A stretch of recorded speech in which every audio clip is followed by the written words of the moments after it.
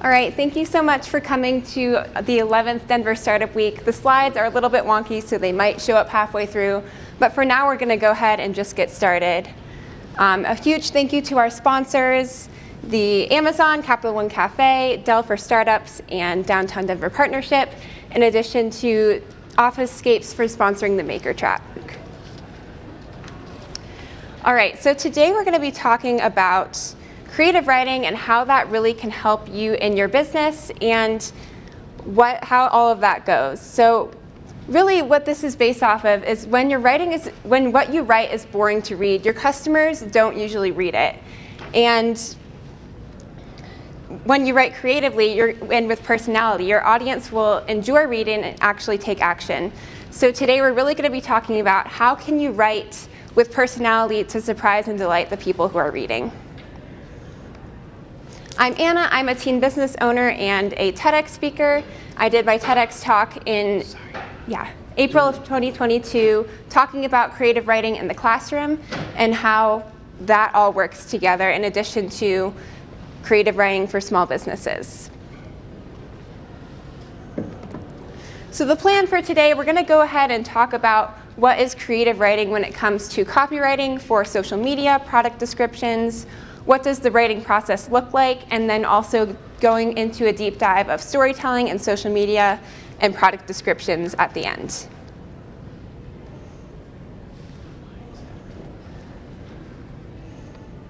Perhaps they're kind of short. What's going on? Let's see. Hit return. Okay. Good. Really good. All right. Just keep rolling with it. Okay, thank you. Yeah, so the first thing that I wanted to talk about is what your corporate about pages ever look like. And that's something that has to do with maybe you're talking about something like a multitude of problem-solving capabilities are offered by this company to help our customers excel and propel forward successful ventures.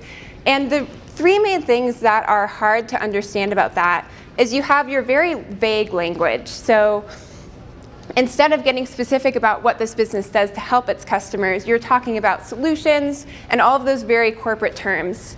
The second thing is that it's a postgraduate reading level. So I love to use this tool called Hemingway Editor, and that will tell you what kind of reading level what your writing is at. So they recommend that you aim for somewhere between 6th and 7th grade reading level, especially with social media captions, because you want it to be easy to read instead of difficult to understand. And then the third thing that this corporate about section has is a passive voice. So instead of saying something like, this company helps this person, this ideal market do this, you're saying something like, this problem-solving capabilities are offered by. So I like to aim for about 90% active voice. That's when your subject is the one doing the action, instead of having your subject at the end of the sentence. 86% of consumers say that authenticity is important when deciding which brands they like and support. So this is something where you have your brand personality and you want to be staying authentic to that throughout all of your social media channels, your website, your emails, having a consistent brand voice. So kind of going through things that I buy and why I buy them. One thing I bought recently was a dog snail mail kit from Etsy. And this was something that I had been following. The girl, her name was Megan, who was selling this, and I had been following her on social media for a while. And I really wanted to support her and also get some sort of snail mail kit. That's the one at the top there. So that one, the real reason that I bought from her was that I felt like I knew this person. The second thing, another example that I kind of wanted to talk about was some prints that I bought for my room because I was redecorating. I had just moved to Colorado. And those ones, I had been following this artist on social media, and a lot of her posts were just like her art and digital art prints. So something that in reality, I could have just screenshotted and printed, but I wanted to be able to support this artist, and I really loved the messages that she put on her art. And then the third things were services that I bought. So when I wanted to rebrand my Etsy shop, I was looking through different designers. I wanted to find someone on Etsy because they'd understand what sort of shop I was going for. And I was looking at someone who understood a beginner, because this was my first time rebranding. I wanted someone who would help me through the process to help me decide what kind of theme I was going for, or did I want a watercolor look or a more polished look. So that was something where I was reading through their descriptions, and some graphic designers will be very clear, like, this is my boundary, you get 2 edits and 2 rounds of this. But then there were other graphic designers who were really open to helping you, and they said, we'll walk you through the process, we are going to bring you through this questionnaire. And even though this graphic designer that I ended up going with was more expensive, I chose her because of what she had put out just in her product description on Etsy. So the first thing that goes into writing anything that you're going to write, whether it's an email newsletter, a product description, your social media posts, is your pre-writing. So the first thing that you're going to do with your pre-writing is to use an outline. That's the first step, because we don't want to be staring at blank Google Docs. That's intimidating, that's scary. Anyone can write almost anything if you have an outline of the things and the points that you need to hit. The second thing is to write to one person. And there's kind of the idea of your target market, your ideal reader, all of this. But what's really helped me is to think of a specific person in my life that I personally know and take it from there. So my target market for my greeting card shop, her name is Emily, and she's someone that I know, and she's someone that whenever I'm writing something or designing a card, I can think of Emily and think of, would she buy this, would she like this? And then the third thing that goes into writing your outline, getting that set up, is your call to action. So if you're on social media, maybe you're saying click the link in your bio, comment this emoji, like this post, share this post on your story, anything like that where you know that your writing has a purpose, and this is the ultimate goal of your writing, to get your customer or your potential customer to take this action. So for example, if I was a family wedding photographer, not a wedding photographer, just a family photographer who really likes cats, and I'm writing my contact page, there are 4 things that I'm going to want to put on my contact page. And how do I find this outline? Maybe I'm looking at other photographers' contact pages. Maybe I'm researching the best practices for how to put together a contact page for a small service-based business. But the first thing I'm going to want to have on this contact page is a friendly headline. Then I'm going to want to have some sort of personal note talking about why someone would want to reach out to me. The third thing I'd want to have is the actual contact form. And then the fourth thing, always a call to action, probably in the form of a button. So maybe my headline is going to say something like, here for the real moments to capture your family's memories. That's kind of my first draft. I'm going to play around with it, maybe see if I can take out capture and replace that with a different verb, because that's something that a lot of other photographers are already using. And then I'm going to move on to the personal note section of this contact page. So something like, thinking about booking a session, fill out the form and I'll email you in 1 to 2 business days. We can chat about outfits, photo location ideas, and I'll recommend the best cat toys if you're interested. Something that kind of goes into this family photographer who really likes cats. The ideal customer for this would be, I was thinking of my mom, because we are getting our family photos taken and we also have a cat. And then your form, you're going to want to keep it nice and short and sweet. 4 details questions, 1 fun question. Maybe you're mentioning the investment range and how much availability this photographer has. And then my call to action here is going to be a button that just says send or submit or anything like that. Moving into the next part of writing anything that you want to write is that's revising. And this is really where you're going to want to insert your brand's personality. A mistake that I've made and that I see a lot of other business owners make is, as soon as you start writing, you want to make it filled with personality and all of these things. But the main thing that you need to get is the meat, the outline, what you want to say before you can actually get into the fun part of revising. So the first part that you're going to revise is your verbs. So maybe you say something like run or jog, and instead you want to be more specific with your verbs. You're going to say scamper or prance or dance, or anything that is a more specific verb. I'd also kind of lump into this step of revising using contractions. So you're going to Control F for words like will or are or am or any of this, because most of the time Contractions are going to make your writing more conversational to read, which is really the goal for this type of business.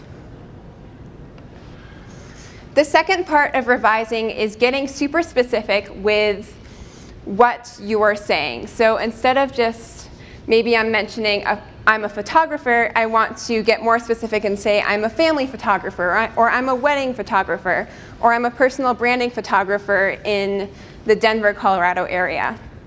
Anywhere where I can get more specific so that my ideal customer, that person that I'm thinking of in my head, says, yes, that is who I am, that is me, this is who I want to learn from. And then the third part that I wanted to talk about was storytelling. So how can you use storytelling to meet your customers where they are and have them learn a little bit more about what you're talking about? So a lot of times in storytelling, you can tell the story from the perspective of your customer so that they can see themselves in that story. So I'm going to give you a couple examples of stories about my business that I have told or that I have experimented in and used. And this first one is going to just be the story of my business. So I could say something like, in 2018, I started a handmade greeting card shop in November. The next year, I sold my cards at a craft fair. After that, I partnered with Animal Rescue of the Rockies in Colorado to create a paw collection. And then after that, I had a bulk greeting card order for New Year's. Now, this isn't as much of a story than it is of a timeline. So if I was going to maybe revise that, I want to add a little bit more emotion, focus on who I actually am as a business owner. I could say something along the lines of, in 5th grade, I was feeling bored at school. I wanted a creative project. And my grandma was visiting our house, and she brought this big TJ Maxx bag of card supplies and stamps and ink and all of that. So I decided to make all of these cards with her and then start my Etsy shop because I had all of these extra cards that I wanted to sell. Then in 2020, when I moved to Colorado, I wanted to be able to partner with Animal Rescue of the Rockies because we had just adopted a cat. And then in 2021, I wanted to meet more teen business owners, so I decided to host an online event. So that story may flow a little bit better, but it focuses a lot on me as a business owner, which is fine, but to even improve that a little bit more, I'd want to talk about the story of my business centered around the customer. So maybe I'd say something like, in 2018, I was in 5th grade and I learned how to make greeting cards for my grandma. I rediscovered how much I loved sending snail mail and reconnected with my pen pals, and I had too many, so I decided to open an Etsy shop. Then I moved to Colorado and partnered with Animal Rescue of the Rockies when we adopted our cat Pickles. And now I send cards to my friends and family and also to people around the United States for their friends and family. So the difference between my first story, where I'm just talking about a timeline of my business, and the second story is really 3 things, which I like to call the elements of a great story. The first thing that you're going to want to have in any story is a beginning, middle, and end. And in other words, that's your transformation. So for me, it was maybe the bored 5th grader to a business owner. Maybe it was feeling like I didn't have enough cards to sell, or I had too many cards, and then I wanted to sell them. Some sort of transformation to get from, like, you think of the bottom of the story, your climax, and then the falling action to the conclusion. The second part of the elements of a great story would be your emotion. So maybe that's the excitement, the frustration, feeling bored, any of that. Any great story is going to have some sort of problem, some sort of challenge, some sort of issue, and that is where your emotion comes in, and that's where you can really start connecting with your customers on a deeper level. And then the third element of a great story would be your theme. So maybe my theme would be celebrating people over occasions, or it would be creativity, or it would be the power of sending letters. Anything like this where it's written through the lens of, this is for my dream customer, and this is how I'm going to serve them through my business. So I'd love for you to take maybe a couple minutes just to think about to yourself, what is your brand story? Maybe you're working at a company, or maybe you want to start your own business. What is the transformation that you want your customers to have, or the transformation that you want to have? So maybe think about that to yourself, and if you want to, you can share that with someone close to you.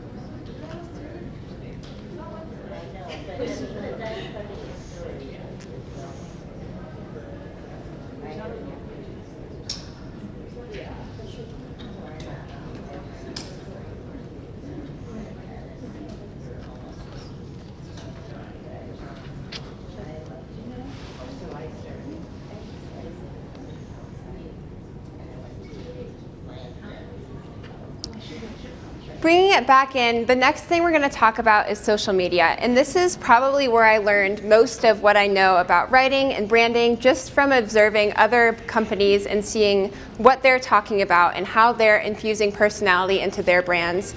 Especially when you look at big companies and seeing how are they becoming more personable, and how can small businesses also do that same type of thing, but even better.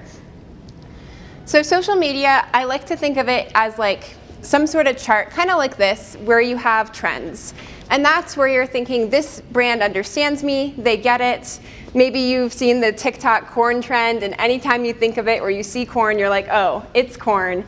So anything where you have that sort of thing, like maybe Spindrift, they did kind of a spin-off of that, and they did like corn flavored sparkling water. So they took that trend and they applied it to their own brand. So the three types of things that I think go into trends are, first of all, your language. So thinking about that real person that you know, what kind of language are they using, what sorts of things would resonate with them. So if that's more of a Gen Z, maybe you're latching onto those trends, those TikTok trends especially. Maybe if it's someone older, you're talking more storytelling or anything like that. But just thinking about, how does my business, what kind of brand would it have? What kind of language would it use? The second part about trends, especially for social media, would be going into memes. So this is very shareable, pretty timeless, and you're going to be able to use this probably for a while. And when I say memes, I mean like actual memes, and then also like your tweet post style type of things. And then the last part that really encompasses anything that you're going to be doing with trends within your business is, if you want to be relatable to your dream customer, to this real person, be honest.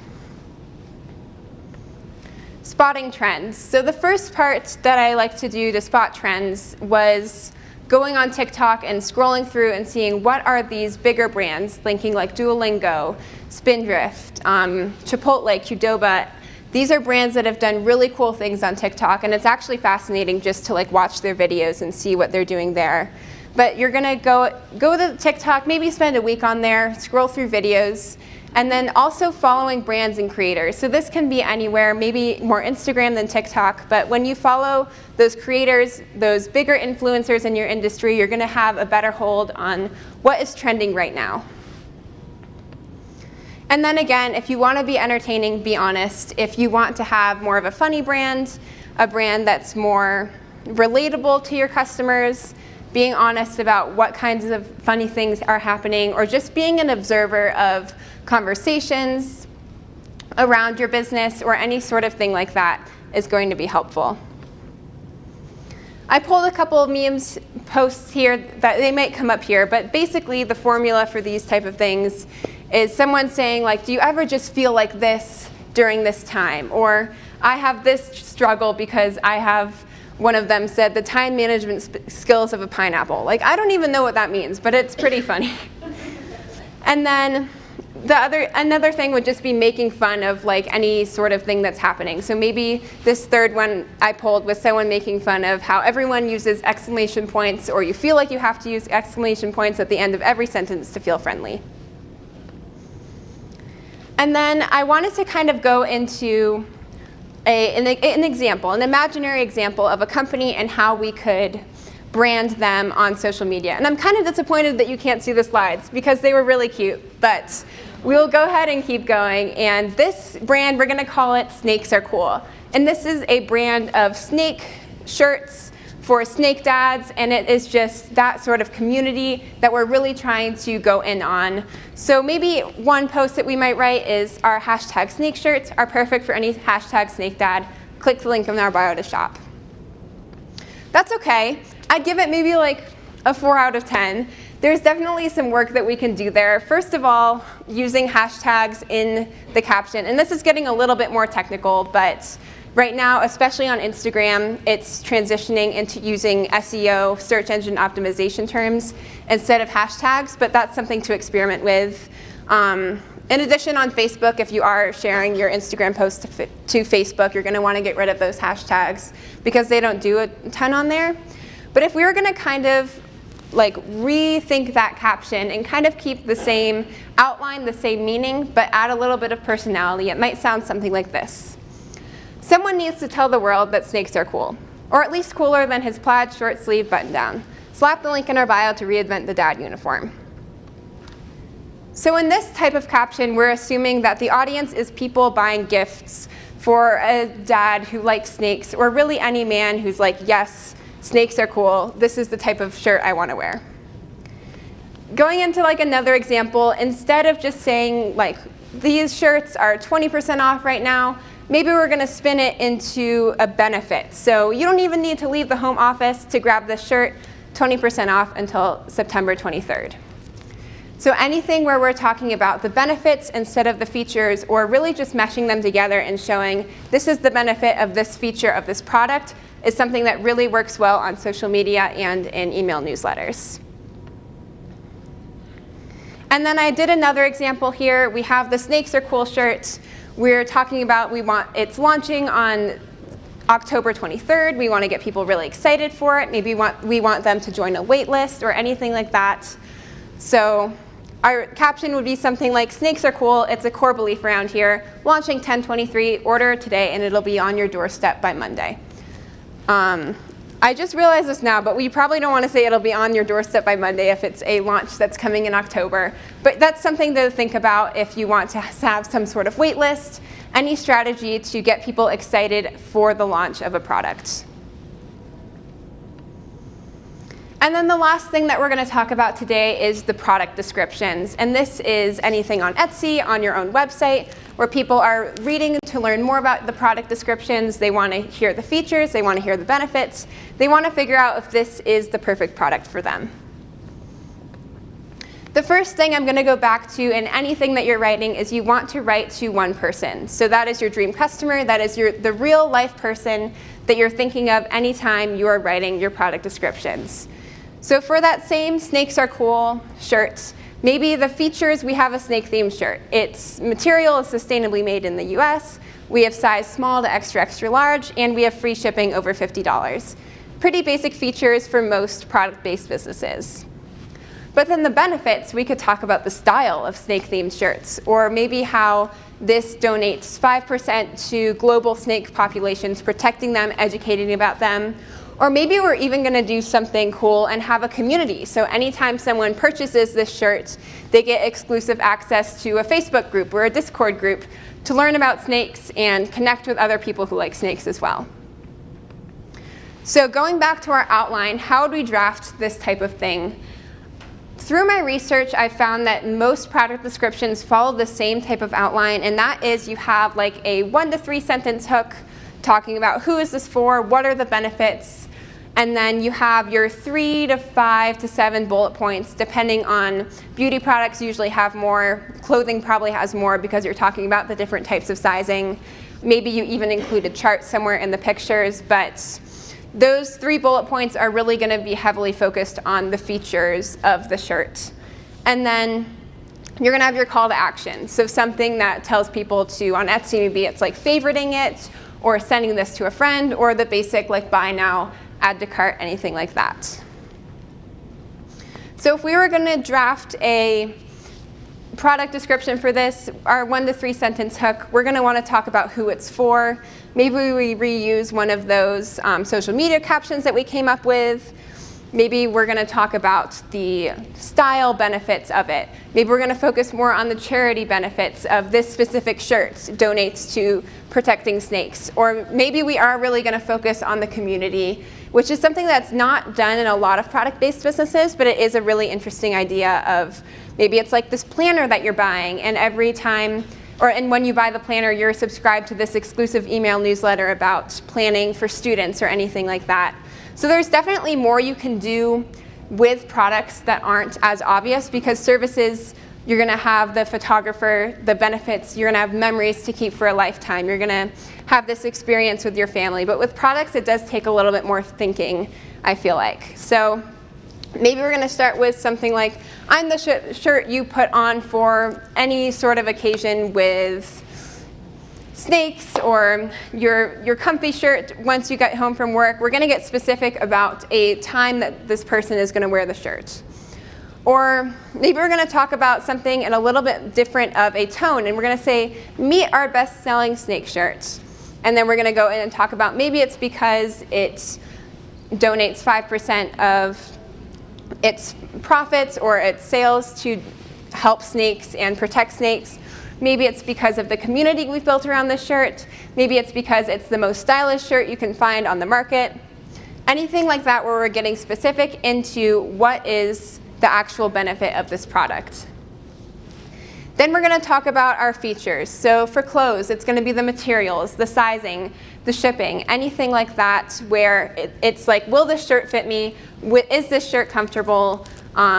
Right now in clothing, it's really about being ethically made. So maybe if you're using the comfort color shirt, you have something that's a little bit more sustainable than your regular shirt that you can buy anywhere. But just thinking through, is this something that my customer cares about, the quality of the shirt, or is it more about the design of the shirt?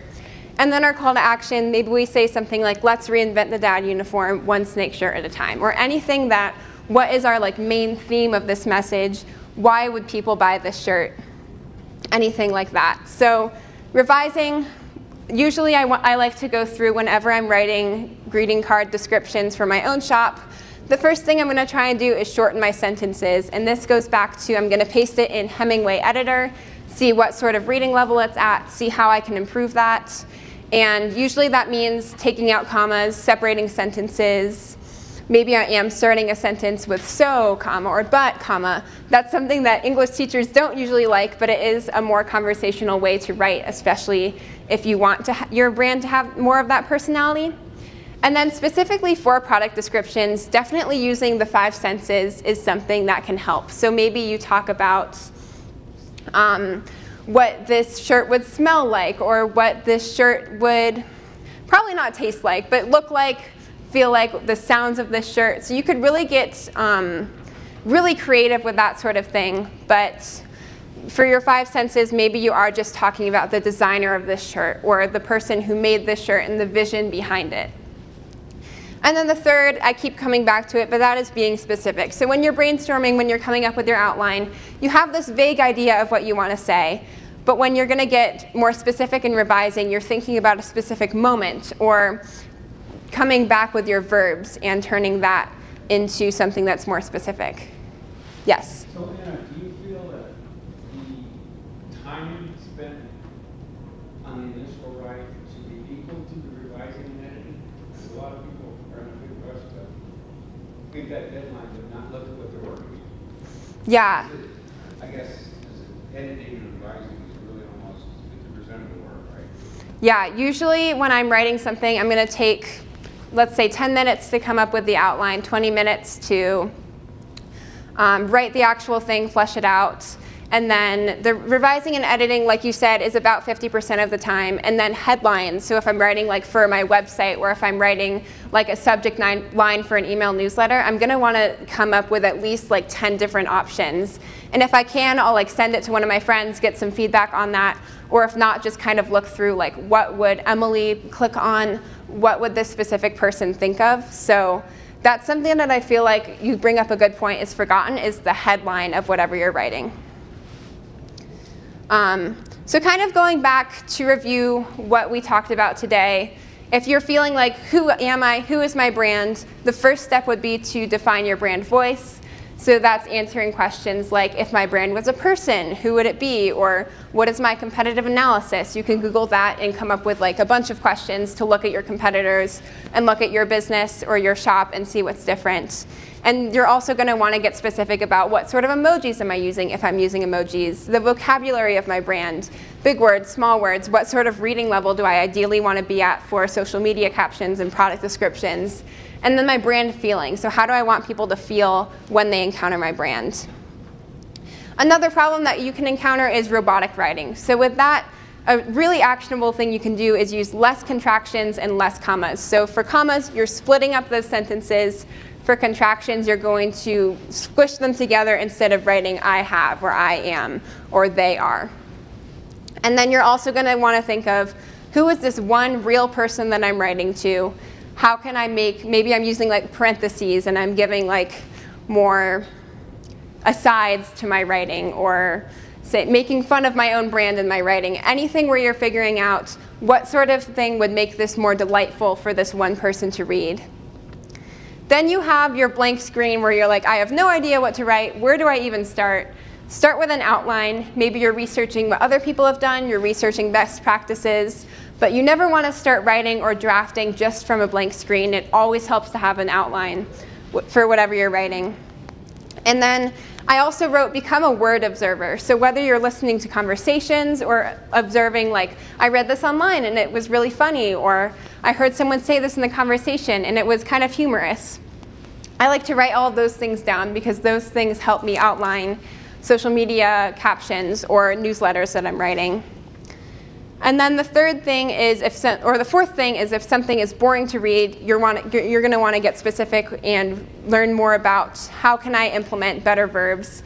And there's something called Power Thesaurus, and that is like a crowdsourced thesaurus where you can get a lot of different crunchy verbs and figure out what's a better or a different way for me to say this. And then also going back to storytelling. So you have your transformation, what do you want your theme to be and the message, and how are you bringing your customer into your own story so that they can see themselves in it. So kind of the three reflection questions that I wanted to talk about, just to think about how can you use conversational creative writing in your work? Is that something that's even applicable to your business? And I feel that for most makers, for most small business owners, it is. And then what was your biggest takeaway? What are you going to go home and implement? Or maybe it's going through your product descriptions and you want to think about this outline. Maybe it is going through and writing a social media caption based on something funny that you heard someone say, or something that a question that you know your potential customer has a question about. And then I do have a little bit of time. If anyone has questions, I'd be happy to answer that. Yeah? Sorry, I'm trying to get to another session, but I really wanted to ask this question. So I kind of snuck in because I'm sort of on the side of a maker, but mostly I'm interested in writing sort of between what you're speaking about at a corporate situation, because I think a lot of it can be still applicable to big corporations. But my big question is, I mean, how do you, I think for us, we can get into super corporate, but we don't need to. And so a lot of what you're speaking to resonates with me. But my question is, how do you balance being, I mean, even if you're a maker, like, you want to sound professional. So how do you balance, like, personality and being human and relatable and funny or whatever with also just sounding professional? Do you have any tips on that? That's what I always find a hard time, like, finding the balance between, sure, if I was writing to my best friend, it could be one thing, but if I'm writing to, like, a CEO, yeah. For me, I try not to use, Yes, so the question was, how do you find a balance between your corporate writing or something that makes your business look professional, and then how you would write to a friend? Like, what is the balance there? And I feel like for me, what I've learned is, like, not using like shorthand is usually something that's good. I also try to, whenever I write something that's really creative and I'm like, oh, this is so funny, I usually like to wait a day or two, and then I go back and edit it, and I'm like, is this appropriate for a business setting? So I feel like it's just waiting and taking the time that I need to figure out, is this appropriate for a business setting? I always feel like that's, like, the biggest challenge. Or yeah. When I've been job searching, like writing a resume or a cover letter, like, I want to have a personality, but it has to sound professional. Yeah. Yeah. Yeah. Thank you. Did you have a question? Yeah, so kind of upgrade, closer to that same thing with balancing. So on an SEO level, it's kind of balancing a lot between both being creative and also making sure that you're still staying on trend and still searchable. Do you have any advice or anything like any tools that you would use that kind of help balance between making sure that people can still see what you're writing, but also making sure that it's standing out? Yeah, so his question was, how do you figure out when you're doing SEO versus having a creative writing, because you still want, after putting all of that time and effort into it, you want your writing and your business to be able to be found. So for social media, what I like to do is I have like my actual caption at the top, and then at the bottom, I write like a 3-sentence description of my video or my picture. So that way people don't usually go that far and read down, but if they did, even putting that in the alt text in Instagram is something that I do. And then if you're writing any sort of blog post, I know Squarespace has this. I'm not sure about the other platforms, but you can have a blog and then you have your actual thing that people see. And then you also have your SEO tags and your SEO title. And even with ConvertKit and writing like landing pages, they have a separate category and tab that you can click on to edit what Google is going to see and what search engines are going to see. Yeah. All right, if there are no other questions, thank you so much. Thank you for your patience with getting this started and with the slides. I had a really an exciting time being here.